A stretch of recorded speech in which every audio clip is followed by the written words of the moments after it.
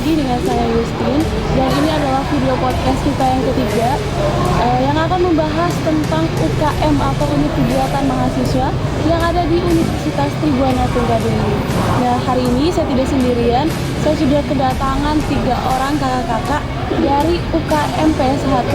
Sebelum kita masuk dan sebelum kita mengulas tentang UKM PSHT, kita berkenalan dulu dengan kakak-kakak yang ada di sebelah saya. Halo Kak. Hai. Sebelum kita lanjut, kita kenalan dulu dengan pemirsa Unitri. Silakan. Oke. Halo pemirsa Unitri TV. Perkenalkan dari organisasi UKM PSHT. Di sini saya perkenalkan diri, saya Hendrikus Barsanonono sebagai Ketua UKM PSHT Unitri. Dan di sebelah kiri saya Arsa Putra Mbokiro. Di sini saya menjawab sebagai Wakil Ketua UKM PSHT Unitri. Halo pemirsa, saya Nikodemus Subondeka Jarbuli. Di sini saya sebagai Bendahara UKM PSHT Unitri. Terima kasih. Terima kasih kakak. Dan kita sudah berkenalan dengan kakak-kakak dari UKM PSHT. Selanjutnya kita akan mengulas seperti apa UKM ini yang ada di Unitri. Kakak bisa ceritakan Kak, sejarah atau aktivitas sejauh ini di kegiatannya di kampus itu seperti apa? Oke, baik. Mungkin dari beberapa informasi yang kami dapat dari kakak-kakak kami yang sudah mendahului kami di tempat sini, kami itu pertama PSHT Unitri ini berdiri dari 2001 Kak. Dari 2001, habis itu latihan karena berhenti habis itu latihan lagi, dan resmi jadi UKM di sini itu pada tahun 2007. 2007, dan salah satu yang mendirikan UKM di sini ada juga dosen dari Mas Fendi, dan dia di sini dosen ya Kak, dia juga dosen manajemen di Unitri, dan yang satunya itu Mas Hebi, dia bagian keuangan di Unitri. Itu yang menjadi pendukung dari UKM-nya kami itu sendiri Kak. Dan setelah berlanjutnya UKM ini dan sampai sekarang. Jadi kalau sejarah sekilasnya itu Kak. Iya Kak. Terus sebelumnya kan sempat vakum ya Kak, Iya Kak. bergerak kembali. Nah, kita kemarin juga sempat kuliahnya itu online, kuliah daring. Jadi karena semuanya tidak hadir di sini, semuanya pulang kampung. Terus itu bagaimana sih kegiatannya, tetap UKM tetap jalan atau ikutan libur juga? Oke, baik Kak, saya jawab. Kalau untuk UKM kami sendiri itu memang tetap jalan Kak. Hanya di tahun 2020 ke 2021 itu memang vakum sama sekali. Dan mulai aktif kembali di awal tahun 2021 sampai sekarang. Begitu Kak. Jadi untuk vakumnya memang posisi pandemi itu kan ya membuat kita juga down pada saat latihan kan, namanya juga harus jaga jarak, harus segala macam. Namanya latihan ini keluarkan keringat, suara mungkin kita terpencet air liur atau apa. Jadi kita menjaga hal itu, jadi itu sempat vakum ya kurang lebih 1 tahun begitu Kakak. Selama masa pandemi. Iya. Terus itu nanti waktu itu latihannya di kampus atau di luar? Kalau waktu itu kami awalnya itu latihannya di luar kan. Habis itu tahun 2022 akhir 2021 itu kami kembali latihan di kampus. Habis itu berlanjut terus di kampus, dan di pertengahan 2022 itu sempat kami latihan keluar Kak.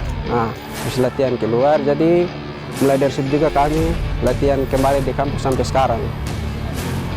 Terus untuk masa pandemi sampai sekarang itu pasti ada anggota yang keluar atau bagaimana, kayak kita juga tidak ada promosi. Kalau misalnya kita kuliahnya offline kan pasti ada kita memperkenalkan UKM lewat Ordi atau apa ya. Iya. Nah di situ kan waktu itu kuliahnya online, jadi tidak ada perkenalan UKM. Nah itu untuk anggotanya berkurang atau ada yang daftar juga tapi sedikit? Baik ya. Kalau untuk perkenalan UKM itu yang tahun 2020 itu tidak ada Kak. Tidak ada. Tapi memang ada anggota yang mendaftar, hanya ya itu kurang Kak, minim sekali. Jadi dan di tahun 2021 itu baru kebetulan kan UKM-nya mulai diperkenalkan kembali Kak. Jadi ada yang mendaftar sebagai anggota di UKM PSAT itu sendiri, begitu Kak. Mendaftarkan diri itu kakak, itu yang benar-benar belum punya pengalaman ikut P1 di luar atau memang sudah ikut terus ingin bergabung gitu? Oh baik Kak. Kalau untuk yang mendaftarkan diri itu tergantung dari anaknya itu Kak, apakah dia kepengen latihan di PSAT apa tidak. Karena kami mendidik atau dididik sini bukan karena dia itu sudah kenal apa belum kenal, tapi atas kemauannya sendiri itu. Jadi di sini latihan itu atas kemauannya sendiri Kak, begitu. Untuk anggotanya sendiri kakak, itu kira-kira sampai sekarang ada berapa sih jumlahnya yang ikut UKM P1? Kalau anggota UKM PSAT itu sendiri Kakak sekitar 200 lebih yang sah. Kalau untuk khusus Unitri sendiri kurang lebih segitu Kak. Jadi kalau untuk organisasinya kami atau UKM-nya kami, ketika dia menjadi anggota, mendaftar menjadi anggota itu belum sah. Ya, belum sah. Dia sudah ikut Ya, yang walaupun sudah ikut latihan itu belum sah. Dia sah itu setelah dia selesai semua kenaikan sabuk, baru sah jadi anggota ataupun anggota UKM P1 Unitri itu sendiri. sabuk itu yang pertama. Kalau untuk naik sabuk mungkin saudara saya yang di sebelah bisa jawab.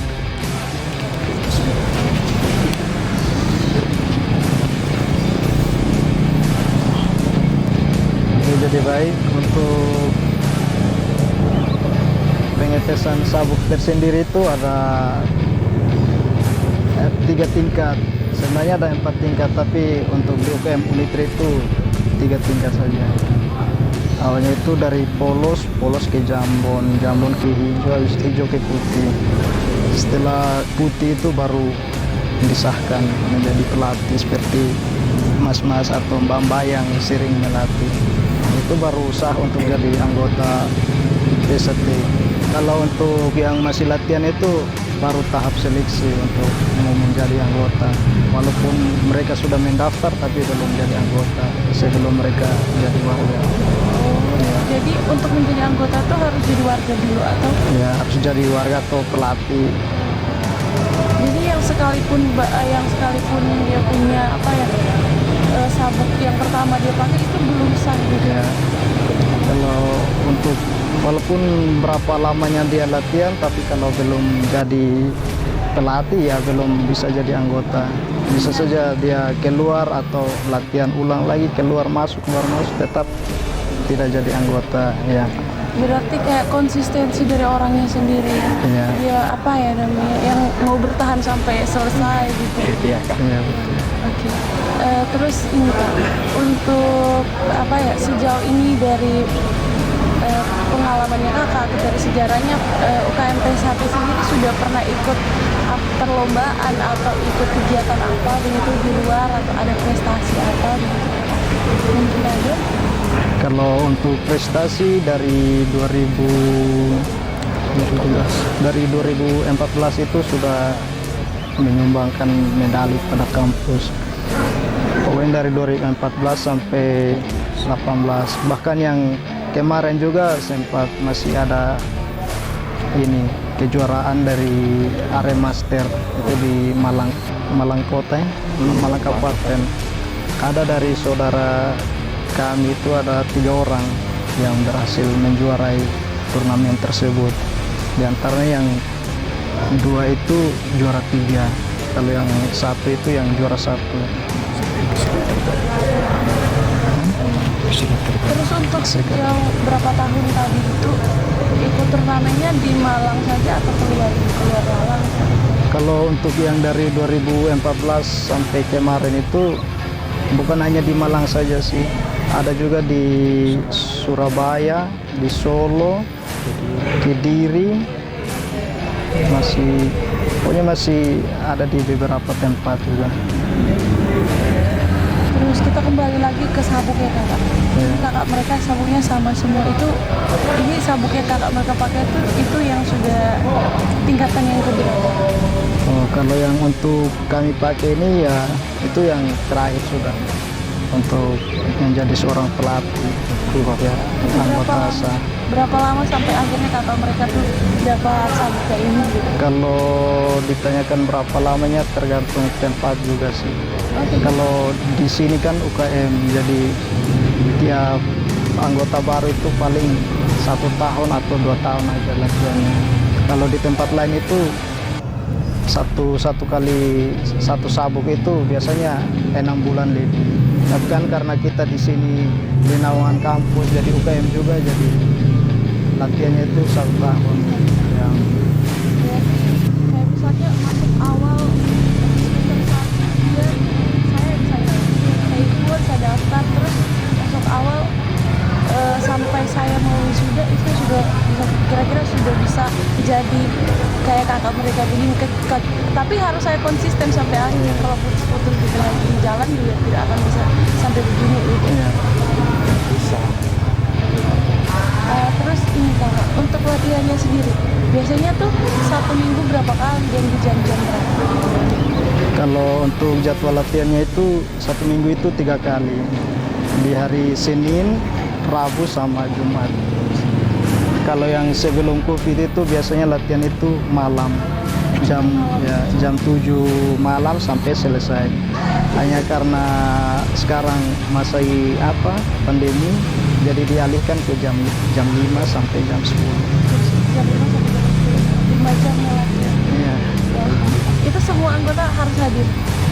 Kalau yang kan kayak kita sedang kuliah juga, nah pasti yang hadir tuh pasti ada izin dan segala macam. Tapi tetap wajib hadir atau bisa izin. Kalau untuk aturannya bisa ini, kalau ada halangan bisa izin. Intinya ada keterangan yang untuk pelatihnya di sini tahu. Ya, jelas ya. Ya, keterangannya itu jelas. Ya. Oke kakak, kan kita nih mahasiswa, terus kakak jadwal latihannya kakak mereka itu 1 minggu 3 kali. Nah bagaimana bagi waktu dengan kondisinya kita sekarang sudah mulai kuliahnya offline ya, full offline. Itu bagaimana? Bisa bagi? Kalau untuk latihan sendiri itu kadang ada rasa malas juga atau apa segala macam. Tapi kan tujuan utama kita datang ke sini kan untuk kuliah. Jadi bagaimanapun caranya kita tetap harus masuk kampus, walaupun kita latihannya 3 kali atau bahkan 1 minggu full itu, tapi kan kembali kita untuk S1 itu kita hanya mengisi waktu kita saja. Kalau untuk tujuan awal kita ke sini paling ke kampus ya, harus ke kampus. Punya tujuan awal ya kuliah kesini tuh. Terus itu kakak ada kayak sejauh ini, kakak sekarang semester berapa? Masuk 10. Semester 10. Jadi pasti pengalamannya ikut UKM dengan waktu yang lama tuh ada tidak pengalaman yang paling bikin kakak tuh kayak aduh saya sudah capek, saya sudah malas kayak gitu. Kalau pengalaman untuk itu banyak sekali, Mbak. Apalagi pas kita masih latihan. Kalau kita masih latihan itu atur jadwalnya setengah mati. Apalagi kalau full latihannya itu bisa-bisa kita kadang mau ke kampus juga kita malas. Tapi kembali lagi, kadang pelatih kita juga paksa kita harus ke kampus. Apapun alasannya kita harus ke kampus. Walaupun kita capek atau latihan full di ranting, tetap kita harus ke kampus. Kalau kakak sendiri bagaimana? Kalau Manajemen waktunya untuk Kalau kuliah, untuk- untuk UKM gitu. Kalau untuk saya sendiri sih, untuk manajemen waktu, bagi waktu dalam segala kegiatan selama saya kuliah di sini sih banyak kendala sih kak. Makanya begini, kan yang mulai dari saya cerita mulai awal sekali saya mendaftar di sini. Nah, mulai saya mendaftar di sini tuh yang pertama kan enteng kan, enteng. Ini bagus nih masuk Awal-awal latihan. masih ringan-ringan. Masih ringan-ringan kan. Jadi pas masuk pertengahan begitu, ini mas-mas atau kakak-kakak yang pelatihnya kami di sini bilang harus latihan, kalau tidak latihan harus ke kampus. Ke kampus latihan, tidak boleh tidak di kampus. Kalau tugas datang sini kerja tugas, jangan malas-malasan di pos. Nah itu jadi pernah cerita di sini. Saya kan ada tugas gambar ini. Kan kebetulan saya jurusan teknik sipil. Nah di sini saya punya tugas gambar. Pas pelatih saya bilang izin kakak, saya izin mau pulang kerja tugas. Nah, kakak pelatih saya ini nggak percaya kalau saya kerja tugas, jangan sampai kamu malas-malasan di rumah katanya. Di kos katanya. Jadi kakak pelatih saya ini suruh, wes kamu ambil tugasmu di rumah kerja di kampus supaya kami lihat kalau kamu itu betul-betul kerja tugas, jangan sampai kamu pergi malas-malasan. Itu pelatih saya bilang begitu. Nah itu sih susahnya. Habis itu yang untuk setelah jadi untuk membagi waktu itu agak lebih mudah Kak. Jadi untuk latihan itu kan tidak seperti awal kan kita latihan. Nah kan kita sudah jadi pelatih. Nah habis itu terbiasa dengan membagi waktu. Di situ juga banyak kegiatan yang membuat kita sibuk kan. Nah di situ kita sudah bisa membagi waktu. Yang awal-awalnya itu, yang pas masuk awal itu saja yang susah karena memang itu tahap awal, cara membagi waktu kayak bagaimana. Nah itu yang susah Kak. Setelah itu yang setelah terbiasa dengan bagi waktu sampai sekarang ya puji Tuhan lah masih bisa masih bertahan. Dan sekarang kan kebetulan juga ada susun proposal skripsi. Itu saja sih Kak mungkin pengalaman. Iya, amin. Amin. Terus ini Kakak selama kuliah lah dan ikut UKM juga, pengalaman yang paling bikin emosi lah, kayak tadi gak punya pertanyaan ke Kakak juga. Oh, kalau pengalaman yang bikin emosi itu Menguras emosi. contohnya gini Kak, kita kerja tugas nih, ada satu bilang kita pergi latihan Kak, per saat kerja tugas, masa latihan latihan lama-lama pernah lupa waktu pergi latihan, sekarang engkau tidak mau pergi latihan hanya karena kerja tugas. Nah, itu yang bikin kita emosi Kak. Kadang juga kamu nanya pergi latihan tidak kerja tugas, padahal kita sudah kerja tugas, atau yang walaupun kita belum kerja tugas kita tetap pikir itu tugas. Apapun situasinya tetap serba salah. Iya. Apapun situasi pada saat ini kita kerja kita pasti salah dilihat orang lain Kak. Mungkin itu saja sih yang memang bikin emosi. Kakak Niko sendiri nih, pengalamannya apa ya, dari awal masuk sampai sekarang, bagi waktu dengan kuliah itu bagaimana? Kalau pengalaman dari awal saya latihan sampai saya jadi warga, pengalaman saya pertama-tama itu kita kan pertama masuk latihan ini kan dikasih enakan, dikasih bebas, kita kan ada tahap sabuknya gitu. Kalau kita masih polos kan masih kasih enak, kasih bebas gitu, mau buat salah tidak dikasih hukuman gitu. Ketika kita sudah naik sabuk, ketika sudah jambon, ada sabuknya kan ada jambon hijau sama putih, terus baru ini kan putih besar, itu sudah warga. Ketika kita naik sabuk itu perkembangan latihan, tata cara latihannya itu semakin berbeda-beda gitu. Jadi terus juga mengenai manajemen waktu itu, ya mau tidak mau, suka dan tidak suka, itu harus kita jalani. Contoh kan di sini kita bukan datang latihan PCT, terutama tugas kita pertama kita datang ke sini ini kan kita datangnya kuliah tuh. Ya jadi kita harus imbangi. Kita harus kuliah ya kuliah. Tugasnya ada tugas di sini yang untuk latihan kita latihan. Jadi ya tidak ada yang bilang tidak. Dari semuanya itu harus kita jalani. Mau itu berat dan ringannya itu harus jalani. Ya, bertanggung jawab dengan pilihan sendiri ya. Bertanggung jawab. Di situ ya saya juga di sini juga kita bisa ikut latihan PSAT itu bisa kita atur manajemen waktu gitu. Kita bisa disiplin lagi gitu. Kita bisa mandiri lagi. Ya, terus untuk pengalaman yang paling menguras emosi itu ada nggak Kakak?